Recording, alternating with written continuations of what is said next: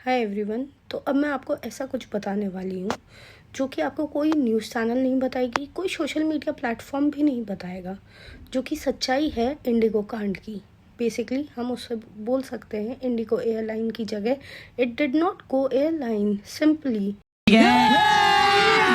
अभी मजा आएगा ना भिड़ो।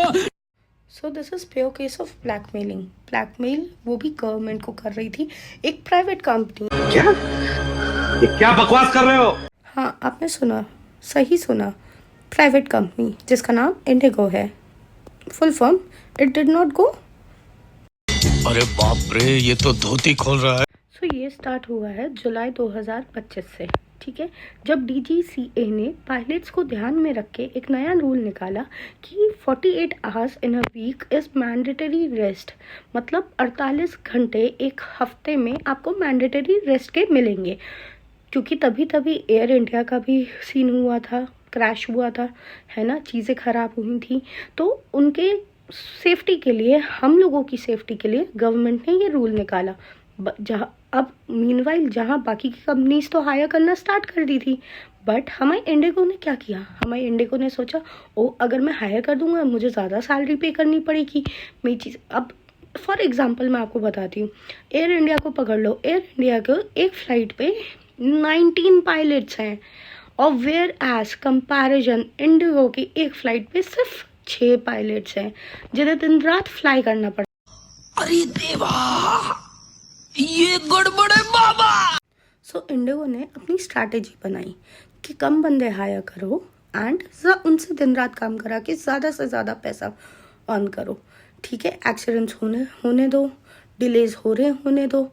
अभी के आप टाइम की बात करोगे तो इंडिगो के सबसे ज़्यादा शेयर्स है, ऑलमोस्ट 60% और 60 से भी ज़्यादा शेयर्स है एविएशन इंडस्ट्री में, राइट। क्या बात कर रहे हैं? अब मैं आपको ये समझाती हूँ कि मैं इसको ब्लैकमेल क्यों बोल रही हूँ। मैं इसको ब्लैकमेल इसलिए बोल रही हूँ गवर्नमेंट के प्रति, क्योंकि नवंबर से इंडिगो ने अपनी फ़्लाइट्स जो है वो कैंसिल करना स्टार्ट कर दी थी। And they very well know कि दिसंबर एक पीक टाइम होता है जहाँ ऑलमोस्ट बहुत सारे लोग ट्रैवल कर रहे होते हैं।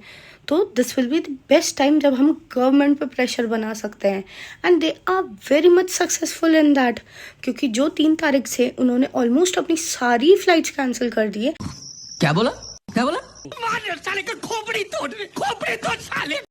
सो एयरपोर्ट पे, क्योंकि इंडिगो इतनी बड़ी प्राइवेट कंपनी थी, ज़्यादा से ज़्यादा मैक्सिमम स्लॉट्स इंडिगो ने बुक करके रखे थे अपनी फ़्लाइट्स के लिए।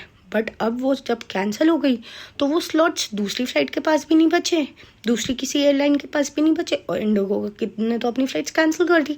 अब रही बात दूसरी एयरलाइन की, तो उन्होंने तो सिंपल डिमांड एंड सप्लाई का फंडा अपनाया। उन्होंने अपने रेट्स 10x कर दिए। जहाँ टिकट 4,000 की थी अब वो 40,000 की हो गई। तो बंदा, कॉमन पर्सन, आपके और मेरे जैसा इंसान तो सफ़र कर रहा है ना। एट दी एंड सफ़र कौन कर रहा है? हम जैसे कॉमन पर्सन। अब क्या किया जाए भाई, बंदों ने प्रेशर बनाना चालू किया, लोग घंटों घंटों एयरपोर्ट पे सो रहे हैं।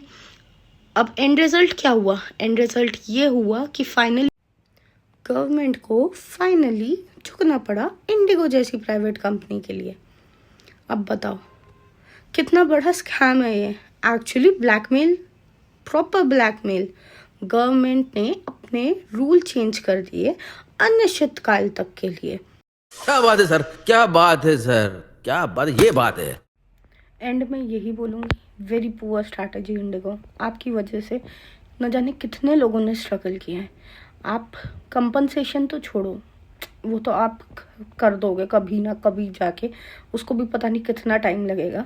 बट जितने लोगों का टाइम वेस्ट हुआ है, किसी को एग्ज़ाम देने जाना है, किसी को अपने पापा की अस्थियाँ बहाने जानी है, किसी का कुछ, शायद करोड़ों लोगों की बात सुनने के लिए तो वहाँ कोई था भी नहीं।